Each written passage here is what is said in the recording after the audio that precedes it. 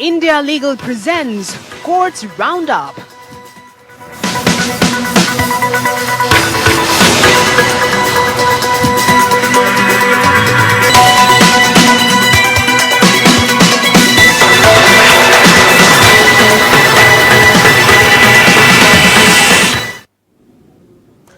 नमस्कार, आप देख रहे हैं हमारी खास पेशकश कोर्ट्स राउंडअप। मैं हूं आपके साथ नेहा दुबे। इस बुलेटिन में अगले आधे घंटे हम आपको कोर्ट से जुड़ी तमाम छोटी बड़ी खबरों से करवाएंगे रूबरू। कोर्ट की कार्रवाई और सुप्रीम कोर्ट से लेकर हाई कोर्ट्स और लो कोर्ट्स तक के फैसलों को रखेंगे आपके सामने। आगे बढ़ने से पहले एक नजर हेडलाइंस पर।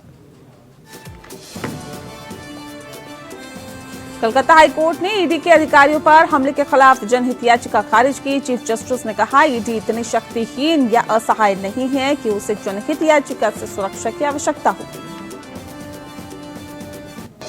संजय कुंडू ने खुद को डीजीपी पद से हटाने के आदेश को दी चुनौती। हिमाचल हाई कोर्ट के आदेश के खिलाफ सुप्रीम कोर्ट में डाली थी याचिका।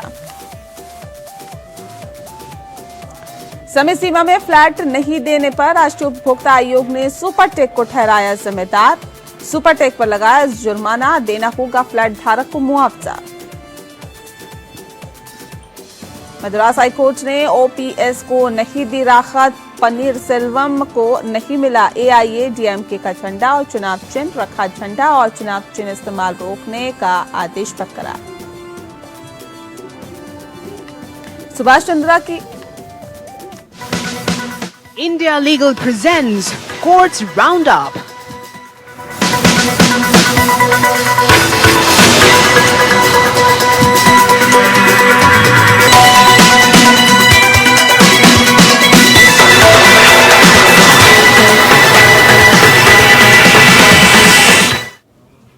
सुभाष चंद्रा की अध्यक्षता वाली राष्ट्रीय उपभोक्ता विवाद निवारण आयोग या एनसीडीआरसी की खंडपीठ ने सुपरटेक रियल्टर प्राइवेट लिमिटेड को के खिलाफ शिकायतकर्ताओं से पर्याप्त भुगतान प्राप्त करने के बावजूद निर्धारित समय सीमा के भीतर नोएडा में बुक की गई प्रॉपर्टी का कब्जा देने में विफल रहने के लिए उपभोक्ता आयोग ने जिम्मेदार ठहराया और सुपरटेक रियल्टर प्राइवेट लिमिटेड को शिकायतकर्ता द्वारा जमा की गई पूरी राशि 9% प्रतिवर्ष की साधारण दर पर साथ ही आपको बता दें कि शिकायतकर्ता को 50,000 रुपए के मुकदमेबाजी लागत के साथ ही वापस करने का निर्देश दिया गया। शिकायतकर्ता सुनील कुमार सिंघल ने सुपरटेक रियल्टर्स प्राइवेट लिमिटेड से एक प्रॉपर्टी की बुकिंग कराई थी, लेकिन सुपरटेक रियल्टर्स प्राइवेट लिमिटेड द्वारा शिकायतकर्ता को निर्धारित समय कब्जा नहीं दिया गया। सिंघल ने आरोप लगाया कि सुपरटेक द्वारा प्रदान की गई सेवाओं में कमी और असंतोष है। सिंघल ने 2011 में 5 लाख रुपए का अग्रिम भुगतान किया था और अप्रैल 2015 तक कुल 1,02,30,370 रुपए का भुगतान किया था। इसके बावजूद यूनिट के कब्जे में नवंबर 2015 की वायदा की गई तारीख से अधिक देरी हुई। ऐसे में पूर्ण रिफंड और मुआवजे की मांग की गई है। जवाब में सुपरटेक रियल्टर्स प्राइवेट लिमिटेड ने तर्क दिया कि शिकायतकर्ता शिकायत पैसे निकालने के इरादे से दर्ज की गई थी और ऐसे में आयोग ने पाया है कि सुपरटेक रियल्टर्स जो हैं वो शिकायतकर्ताओं द्वारा बुक किए गए फ्लैटों का कब्जा सौंपने में देरी को सही ठहराने में विफल रहा है। आवंटियों द्वारा भुगतान में चूक का हवाला देने के बावजूद सुपरटेक ने इन कारणों से आवंटन रद्द नहीं किया। आयोग ने ये भी कहा कि डिलीवरी की तारीख के किसी भी विस्तार को उचित ठहराने वाला कोई सबूत नहीं था। इन सभी तथ्यों को ध्यान में रखते हुए आयोग ने शिकायतकर्ताओं द्वारा किए गए भुगतान के खिलाफ फ्लैटों को सौंपने में देरी के संबंध में सेवा में कमी के लिए जिम्मेदार ठहराया।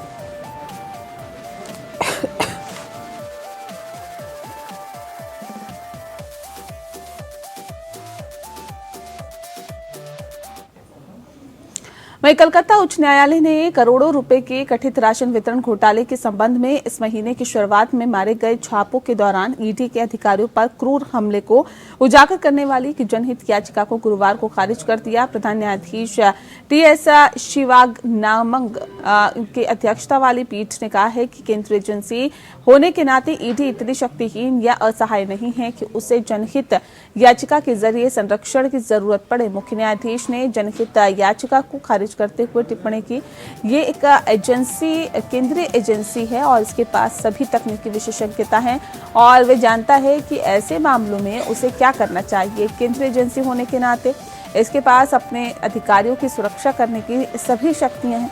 हम इस जनहित याचिका पर विचार नहीं कर सकते हैं और अगर एजेंसी हमारे पास आती है और कहती है कि हम असहाय हैं और इसीलिए हमें सुरक्षा की जरूरत है और हम इस याचिका का समर्थन करते हैं, तो हम आपकी बात सुनेंगे, अन्यथा क्षमा करें।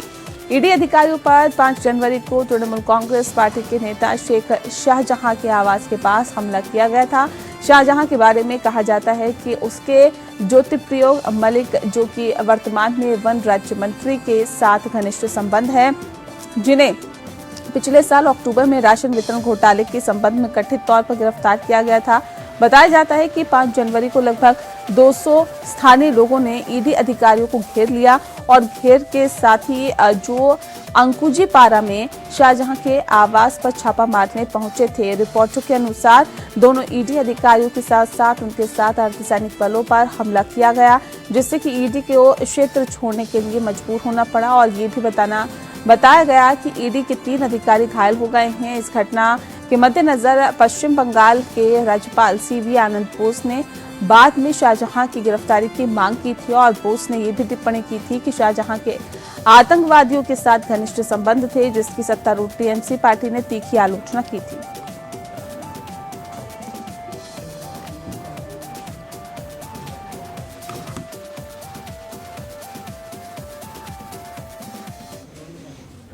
सुप्रीम कोर्ट ने हत्या के प्रयास के मामले में भारतीय जनता पार्टी विधायक और गृह राज्य मंत्री निशिथ प्रामाणिक की अग्रिम जमानत याचिका पर पश्चिम बंगाल राज्य से जवाब मांगा है। दिनहाटा लोकसभा क्षेत्र का प्रतिनिधित्व करने वाले बीजेपी सांसद ने पिछले सप्ताह कलकत्ता हाईकोर्ट की खंडपीठ द्वारा उन्हें राहत दिए बिना उनकी अग्रिम जमानत याचिका की सुनवाई स्थगित करने के बाद सुप्रीम कोर्ट का दरवाजा खटखटाया है।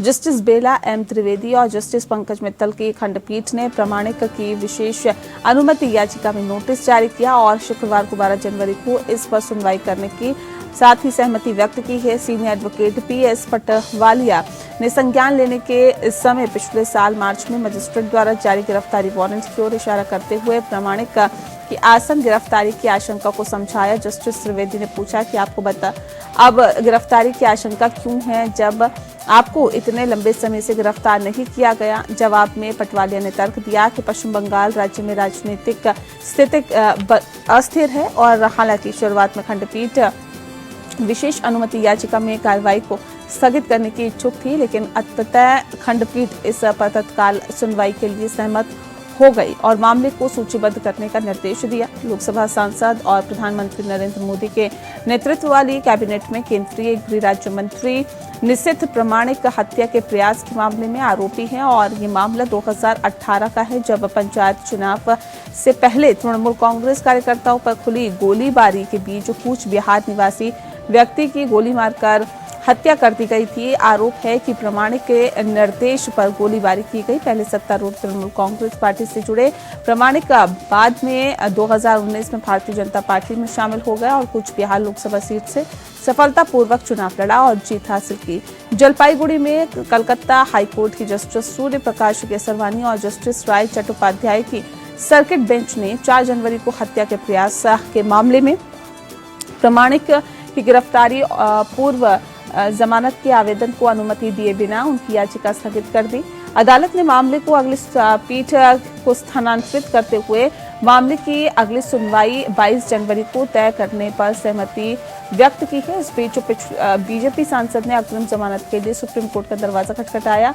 अपनी बेगुनाही बरकरार रखते हुए जूनियर मंत्री ने उन दावों का खंडन किया है कि 2018 की हिंसा को अंजाम देने के लिए जिम्मेदार हैं। उन्होंने ये भी आरोप लगाया है कि उन्हें कथित अपराध से जुड़े एक भी सबूत के बिना हत्या के प्रयास के मामले में गलत तरीके से फंसाया गया। उन्होंने तृणमूल कांग्रेस के जिला नेतृत्व के साथ ही अपने शुरुआती संघर्ष पर राजनीतिक दुश्मनी का हवाला दिया और अंततः भारतीय जनता पार्टी में चले गए।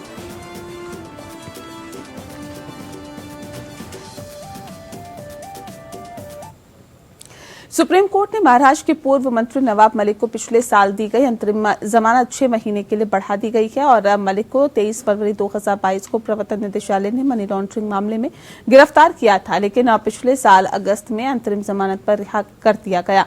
जस्टिस बेला एम त्रिवेदी और जस्टिस पंकज मित्तल की खंडपीठ बॉम्बे हाईकोर्ट की जुलाई 2023 के आदेश के खिलाफ मलिक द्वारा दायर विशेष अनुमति याचिका पर सुनवाई कर रही थी, जिसमें मेडिकल आधार पर राष्ट्रवादी कांग्रेस पार्टी विधायक के अंतरिम जमानत का अनुरोध खारिज कर दिया।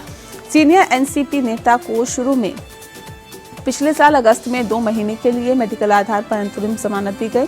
बाद में अक्टूबर में इसे 3 महीने के लिए बढ़ा दिया गया, जब अदालत को सूचित किया गया कि पिछले आदेश के बाद से पूर्व मंत्री के स्वास्थ्य में सुधार नहीं हुआ। उनका मुंबई के प्राइवेट हॉस्पिटल में किडनी से संबंधित अन्य बीमारियों का भी इलाज चल रहा है। ईडी ने किसी भी अवसर पर अदालत द्वारा मलिक को राहत देने पर आपत्ति नहीं जताई। सुनवाई के दौरान खंडपीठ ने अंतरिम राहत को और बढ़ाने की अर्जी पर विचार किया और केंद्रीय एजेंसी की ओर से पेश additional solicitor general SV Raju ने अदालत से कहा है कि इस अनुरोध पर विचार किया जा सकता है और मेडिकल आधार पर विस्तार दिया जा सकता है।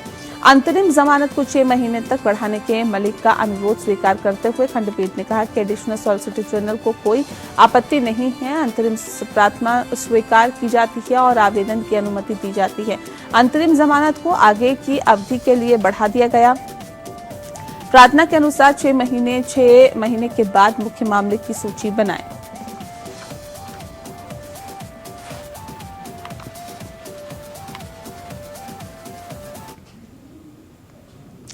आईपीएस अधिकारी संजय कुंडू ने हिमाचल प्रदेश उच्च न्यायालय द्वारा उन्हें राज्य में पुलिस महानिदेशक के पद से हटाने के आदेश को वापस लेने से इनकार करने के खिलाफ सुप्रीम कोर्ट का रुख किया है।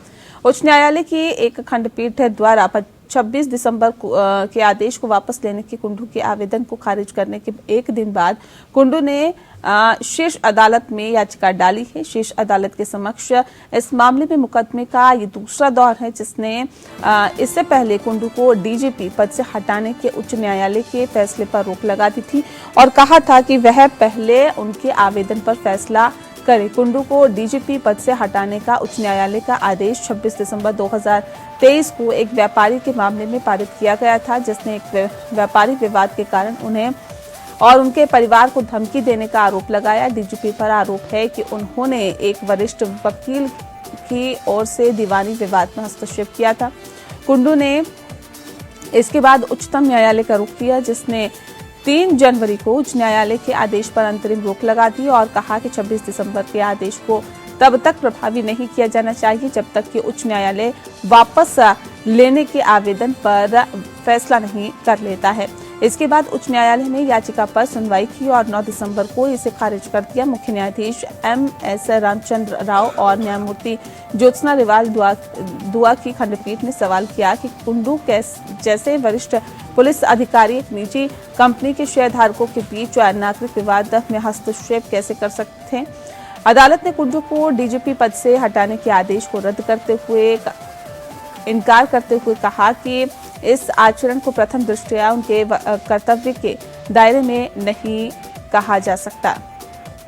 सुप्रीम कोर्ट ने अलीगढ़ मुस्लिम यूनिवर्सिटी के अल्पसंख्यक दर्जे से संबंधित संदर्भ पर सुनवाई करते हुए मौखिक रूप से टिप्पणी की और अनुच्छेद 30(1) के तहत अल्पसंख्यक शैक्षणिक संस्थान की सुरक्षा केवल इसलिए खत्म नहीं हो जाती क्योंकि प्रशासन में अन्य लोग शामिल हैं। ऐसे में chief justice of India DY Chandrachud ने रेफरेंस पर सुनवाई कर रही 7 जजों की बेंच की अध्यक्षता करते हुए कहा कि अनुच्छेद 30 का उद्देश्य अल्पसंख्यकों को यहूदी बस्ती घेटों में बसाना नहीं है। इसीलिए अगर आप अन्य लोगों को अपनी संस्था के साथ जुड़ने देते हैं तो ये अल्पसंख्यक संस्था के रूप में आपके चरित्र पर कोई असर नहीं डालता है। अनुच्छेद 30(1) में प्रयुक्त शब्द विकल्प पर जोर देते हुए सीजेआई ने कहा है कि अल्पसंख्यकों को विकल्प दिया गया कि वे संस्थान का संचालन स्वयं करें या दूसरों से कराएं। सीजेआई ने कहा कि अनुच्छेद 30 ये अनिवार्य नहीं करता है कि प्रशासन स्वयं अल्पसंख्यकों द्वारा किया जाना चाहिए। अनुच्छेद 30 जिस पर विचार करता है और पहचानता है वह अधिकार है मुख्य रूप से पसंद का अधिकार। अल्पसंख्यकों को उस तरीके से प्रशासन करने का विवेक दिया गया जिसे वे उचित समझते हैं। अनुच्छेद 30 का अनिवार्य तत्व अल्पसंख्यकों को पसंद का अधिकार देना है। साथ ही आपको बता दें कि सीजेआई की टिप्पणी के जवाब में आज एएमयू ओल्ड बॉयज एसोसिएशन की ओर से पेश सीनियर वकील कपिल सिब्बल ने कहा है कि वह खुद दिल्ली के सेंट स्टीफन कॉलेज की गवर्निंग बॉडी का हिस्सा थे। पीठ इलाहाबाद हाईकोर्ट के 2006 के फैसले से उत्पन्न एक संदर्भ पर सुनवाई कर रही है जिसमें कहा गया कि एएमयू अल्पसंख्यक संस्थान नहीं है। 2019 में सुप्रीम कोर्ट की 3 जजों की बेंच इस मुद्दे पर 7 जजों की बेंच के पास भेजा गया। मामले में उठने वाले मुद्दे में से एक ये है कि क्या यूनिवर्सिटी जो कानून एएमयू एक्ट 1920 द्वारा स्थापित और शासित है अल्पसंख्यक दर्जे का दावा कर सकता है।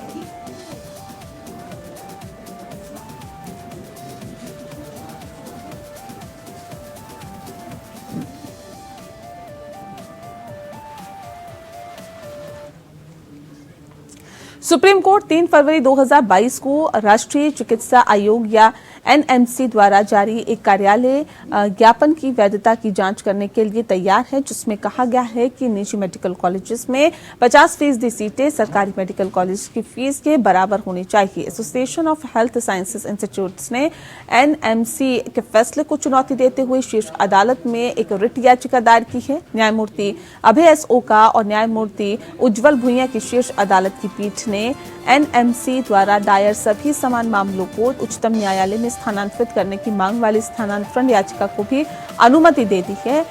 एएचएसआई ने अपनी याचिका में विवादित कार्यालय ज्ञापन की आलोचना करते हुए कहा है कि ये न केवल राष्ट्रीय चिकित्सा आयोग अधिनियम 2019 के दायरे से बाहर है बल्कि ये अधिकार क्षेत्र के बिना भी है और असंवैधानिक है और शीर्ष अदालत के फैसलों को खारिज करने का प्रयास है। याचिका में कहा गया है कि सुप्रीम कोर्ट ने अपने कई फैसले में कॉलेज में उपलब्ध सुविधाओं, बुनियादी ढांचे, विस्तार की योजना, किए गए निवेश की उम्र आदि जैसे विभिन्न दिशा निर्देशों को ध्यान में रखते हुए फीस निर्धारण की विधि स्पष्ट रूप से तैयार की है। इसमें आगे उल्लेख किया गया है कि मेडिकल कॉलेजेस की फीस तय करने की शक्तियों के साथ ही निहित एकमात्र प्राधिकारी प्रत्येक राज्य में शुल्क निर्धारण समिति है और याचिका में रेखांकित किया गया है कि प्रत्येक कॉलेज को संबंधित खातों की पुस्तकों के साथ ही अपना शुल्क प्रस्ताव समिति के समक्ष रखना आवश्यक है।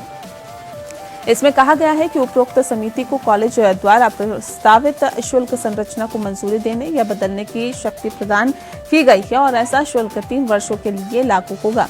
इसके अतिरिक्त याचिकाकर्ता ने दावा किया है कि एनएमसी को शुल्क तय करने का अधिकार नहीं है और वह गैर सहायता प्राप्त निजी संस्थानों को अपने खर्चों की वसूली के लिए और अपने विस्तार के लिए उचित लाभ के लिए सभी छात्रों से शुल्क समिति द्वारा निर्धारित शुल्क को एक समान तरीके से वसूलने की अनुमति नहीं देता है।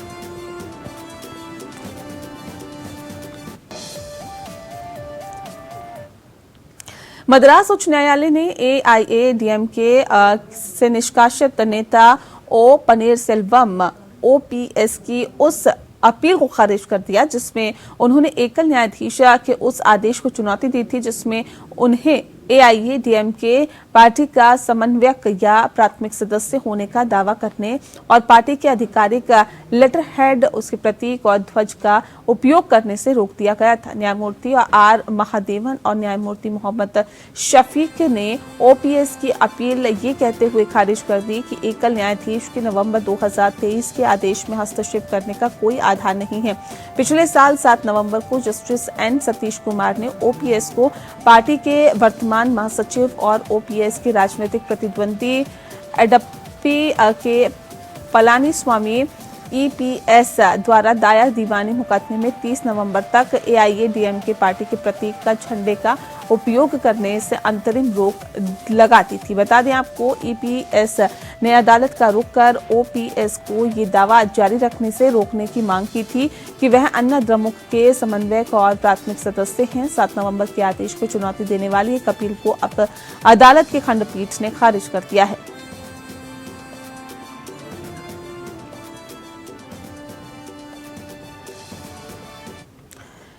क्या कोई पुलिस अफसर अपने कार्य निर्वाह के दौरान किसी भी आमजन को अपशब्द कह सकता है? मगर पुलिस वाला गलत व्यवहार अगर करे, गलत शब्दों का इस्तेमाल करे, तो उस पर क्या कार्रवाई हो सकती है, उस पर क्या बंदिशें हैं, क्या पुलिस वाले पर कोई कार्रवाई हो सकती है? इंडिया लीगल की वेब रिपोर्टर इस पर आपको जानकारी देंगे।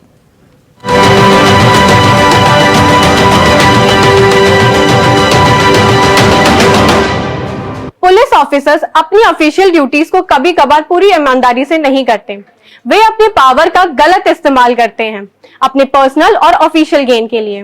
रिसेंटली केरला हाई कोर्ट ने ऑर्डर निकाला directing the state police chief to appear before it online on January 18, 2024 to address the uncivilized behavior exhibited by police officers towards citizens। अगर कोई व्यक्ति पुलिस द्वारा किए गए दुराचार का शिकार होता है, then in that case that police shall be liable to be punished under section 29 of Indian Police Act 1861। The police officials are often caught with corruption like falsifying reports and evidences। Section 193 of Indian Penal Code emphasizes the punishment for tempering the evidences। अब code of criminal procedure की बात करें तो section 41 CRPC में police officers बिना warrant के सिर्फ cognizable offences में अरेस्ट कर सकता है। He has no right to arrest you without written permission from magistrate in case of non-cognizable offenses। Section 46 and 49 CRPC में मारना तो छोड़िए, पुलिस ऑफिसर्स आपको टच भी नहीं कर सकता while arresting। Even if you are restraining, the force used must be justifiable।